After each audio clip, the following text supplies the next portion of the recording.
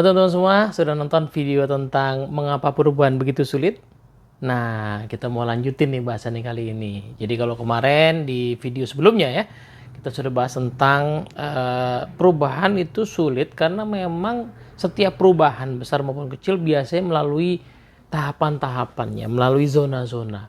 Dan tiap zona butuh pendekatan yang berbeda. Nah, kita mau masuk ke salah satu zona supaya kita sebagai pemimpin bisa menentukan nih kita mesti ngapain ya kalau tim kita ada di zona itu. Yuk kita bahas. Ketika tim kita adanya masih di zona status quo, ya kan, belum sampai ke disruption, belum sampai ke adoption, apa yang bisa kita lakukan di zona status quo? Yuk kita bahas di video kali ini.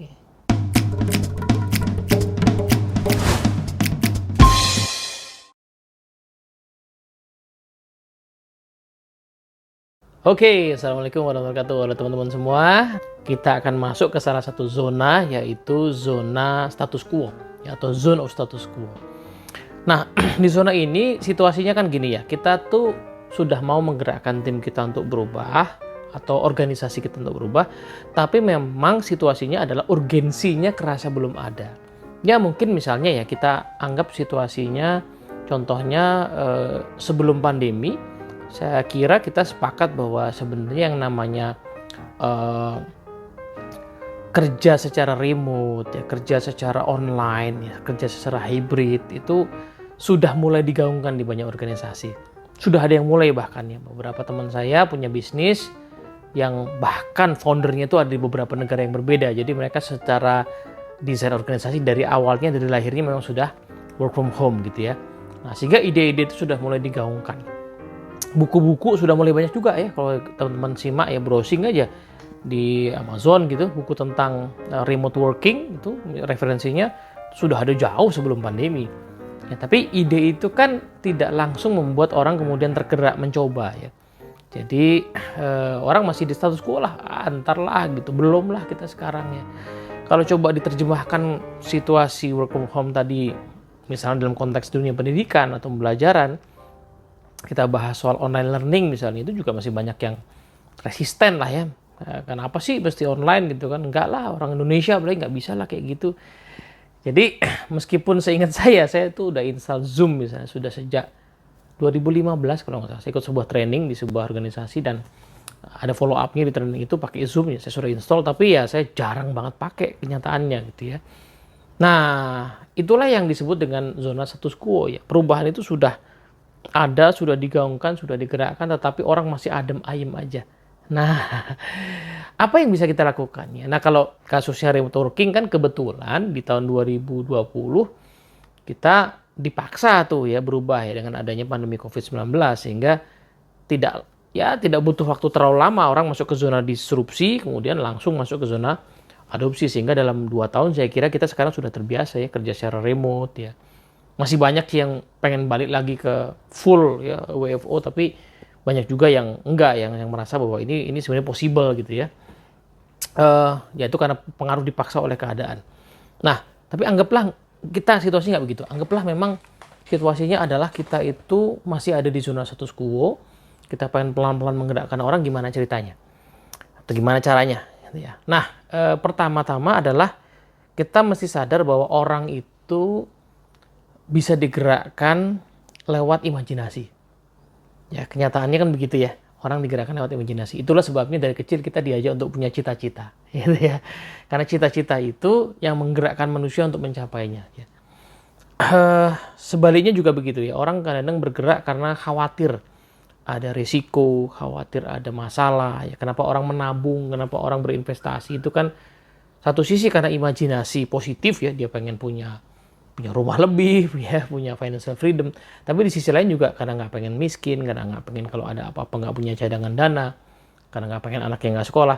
Tapi esensinya sama, bahwa orang itu perlu imajinasi. Maka proses di dalam zona status quo adalah leader perlu envision ya, mengajak tim untuk membayangkan situasi di masa depan. Sehingga ada imajinasi yang tergambar, dan imajinasi itu cukup kuat sehingga menggerakkan orang untuk maju. Gitu. Nah, pertanyaannya adalah apa saja ya hal-hal yang kita bisa ajak tim kita untuk mengimajinasikan. kemungkinan yang pertama adalah kita ajak tim kita untuk membayangkan apa keuntungan jangka panjang dengan perubahan ini. Ya, misalnya kasusnya adalah online learning gitu ya, company pengen menggerakkan online learning karena melihat ini masa depan, ya ini membuat orang kemudian bisa punya kemerdekaan dalam belajar, itu kan lagi tren ya, merdeka belajar.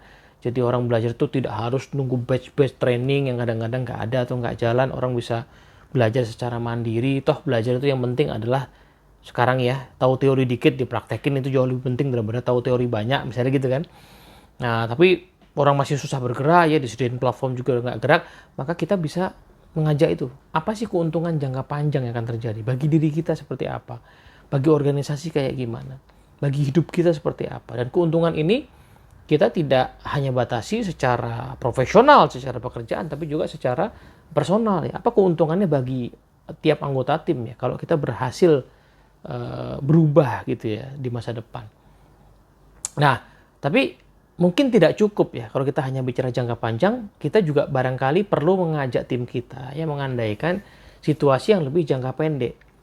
Ya kan? Jadi apa yang menjadi keuntungan ya bagi organisasi, bagi tim kita dalam jangka pendek? Nah, keuntungannya bisa terkait dengan pencapaian, dengan profitabilitas, ya, dengan munculnya market-market baru, dengan kita punya cadangan revenue yang baru, kita bisa bekerja lebih efisien, kita bisa lebih nyaman gitu ya. Nah, itu adalah hal-hal yang kita bisa ajak tim kita untuk mengandaikan. Nah, hal lain adalah kita bisa mengajak tim kita untuk membayangkan apa yang akan terjadi kalau perubahan sama sekali tidak dimulai atau tidak dijalankan. Gitu. Nah, kita bayangkan lagi kalau seandainya kita sebagai organisasi, sebagai company sama sekali ya kekeh ya, tidak mau menginisiasi pembelajaran secara online, secara mandiri tadi. Apa yang akan terjadi? Ya kan? Nah, misalnya adalah bahwa ya sekarang mungkin nggak langsung kerasa ya, tapi 10 tahun lagi ya, tiba-tiba akan ada akselerasi pengetahuan yang luar biasa pada organisasi yang sudah memulai duluan dan kita ketinggalan ya. Kenapa? Orang-orang kita yang nungguin batch training tadi ya. Batch training on-site itu kan cost-nya jauh lebih tinggi. Ya kan?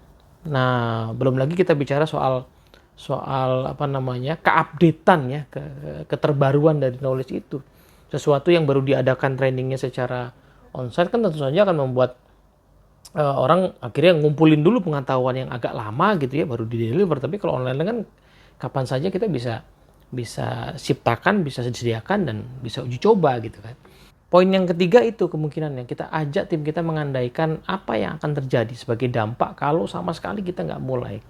Ya, 5-10 tahun ke depan akan seperti apa. Nah, kemungkinan yang keempat adalah ini mungkin inisiatif udah mulai jalan. Anggaplah tadi company sudah mulai invest ya dengan online learning, sudah kasih platform tapi masih tersendat-sendat karena orang masih ada di status quo. Maka kemungkinan yang keempat adalah apa risiko kalau ini gagal dijalankan? Apa kerugiannya? Nah, di situ kita bisa tuh diskusi ya.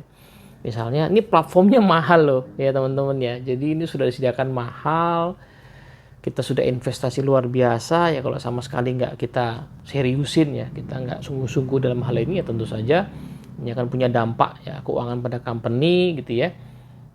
Dan kita akan kembali kepada model lama, model belajar yang lama yang tentu saja akan ketinggalan juga ujung-ujungnya ke sana gitu ya. Ujung-ujungnya kita akan tidak updated gitu ya. Nah, sementara organisasi lain misalnya ya, saya kemarin mendapati di sebuah organisasi luar biasa sekali ya. Bukan saja mereka sudah punya habit untuk belajar mandiri lewat online learning, bahkan sekarang situasinya adalah company itu sifatnya menyediakan sebuah platform di mana tiap tim bahkan bisa meng-create, menciptakan pembelajaran mereka masing-masing. Jadi tidak lagi digerakkan oleh misalnya tim learning dari human capital gitu ya. Tim learning human capital tugasnya menyediakan platformnya yang diciptakan, dia diupdate terus, diperbarui, disempurnakan terus, sehingga makin nyaman dipakai oleh berbagai tim. Karena tim itulah yang kemudian bisa dengan bebas menyediakan pembelajaran mereka sendiri. Nah, organisasi lain udah sampai ke sana gitu ya. Kita belum sampai, kita bahkan belum mulai, masih tersendat-sendat. Nah, ini kira-kira risikonya apa? Tapi sementara itu, kita juga bisa mulai mengajak tim kita untuk terlibat dengan cara mengandaikan apa saja potensi-potensi kendala yang mungkin terjadi. Apa sih problemnya teman-teman? Nah, misalnya kalian sudah disediakan ya platform untuk belajar, ya kan sudah ya diperbolehkan untuk pakai dengan apa namanya cukup bebas. Pertanyaannya apa sih yang menjadi kendala? Apa sih problemnya? Yuk kita identifikasi sama-sama yuk. Kemudian kita coba cari solusinya sama-sama. Ya, jadi kita tidak menyerah, tetapi yuk kendalanya apa, lalu kita cari solusinya sama-sama. Ya kan, apa sih? Oh, sinyalnya kah yang jadi problem? Oh, kuotanya barangkali jadi problem ya. Oh, ternyata itu nggak enak kalau di handphone, enaknya di laptop. Padahal kenyataannya kita, kenapa sih zaman sekarang orang suka belajar lewat YouTube ya? Karena YouTube nyaman di handphone gitu kan. Mungkin nggak sih kalau itu disediakan juga platformnya untuk di handphone? Atau ada kendala apa di situ? Nah, mengajak tim terlibat untuk memikirkan kendala-kendala yang terjadi dan sekaligus mendiskusikan kemungkinan solusinya, itu akan pelan-pelan menggerakkan orang di zona status quo juga. Nah, terakhir adalah dari kendala tadi, solusinya apa, lalu butuh sumber daya apa kalau gitu supaya ini bisa teratasi. Butuh apa sih supaya orang mau bergerak? Butuh apa sih kalian supaya kita bisa memulai inisiatif ini? Supaya kalian mau belajar secara online tadi, apa sih yang dibutuhkan? Ya kan? Nah, apakah misalnya, oh ada jaringan khusus di kantor? Apakah misalnya ada waktu khusus di kantor? Apakah misalnya, iya kalau training yang onsite kan enak ya, ada jadwal khusus, kita ikut itu nggak diganggu yang lain. Kalau online ini kan kita selalu dianggap ini sebagai selingan-selingan, bahkan kita dimintanya belajarnya di luar jam kerja. Oh, berarti itu kan memang ada masalah policy yang belum diatur, ya, belum digerakkan, belum diselaraskan. Nah, apakah memang butuh sumber daya itu? Nah, mengajak tim kita untuk terlibat dalam memetakan kendala, mencari solusinya gitu ya, memang tidak serta-merta akan membuat solusinya itu tersedia, tapi setidaknya akan membuat pergerakan mulai terjadi ya. Orang mulai mengandaikan bahwa iya juga ya, ada manfaat dalam jangka panjang, ada manfaat jangka pendek, ada potensi masalah risiko kalau kita tidak mulai ya, terutama risiko di jangka panjang. Sekaligus juga ya fokus aja deh ke kendalanya apa dan kemudian solusinya apa gitu. Nah, kalau dia lihat sebenarnya proses di zona status quo ini itu bisa kita kaitkan dengan sebuah framework yang ada di 7 Habits ya. Jadi habit 1, jadilah proaktif, itu ada sebuah framework namanya 2 lingkaran ya. Lingkaran kepedulian sama lingkaran pengaruh. Lingkaran kepedulian, lingkaran luar adalah hal-hal yang kita hanya bisa concern, bisa peduli, tapi kita nggak bisa pengaruhi secara langsung. Bahwa ada kebijakan untuk, company mulai menggerakkan belajar online top down kayak gitu, memang kan tidak bisa kita kendalikan. Dan bahwa kebijakan itu baru dan masih banyak kendalanya juga tidak bisa kita kendalikan. Nah, disinilah problem pertama. Orang tuh tidak bergerak ya karena memang masih fokus pada hal yang tidak bisa kita kendalikan. Padahal sebenarnya orang yang proaktif ya menyadari bahwa yang nggak bisa dikendalikan itu ada, kendala itu ada, problem itu ada, tapi yuk kita cari apa yang ada di dalam lingkaran pengaruh. Nah, keseluruhan pertanyaan-pertanyaan yang kita ajak tim kita menjawab tadi sebenarnya adalah cara supaya yuk kita geser yuk dari mikirin yang nggak bisa dikendalikan ke fokus apa yang bisa kita kendalikan, sehingga ada pergerakan ya di status quo itu. Nah, di momen orang akhirnya sudah mulai bergerak, tentu tidak akan langsung nyaman, akan masuk ke zona disrupsi. Nah, itu akan jadi bahasan kita di video berikutnya. Sampai sini dulu, semoga bermanfaat. Assalamualaikum warahmatullahi wabarakatuh.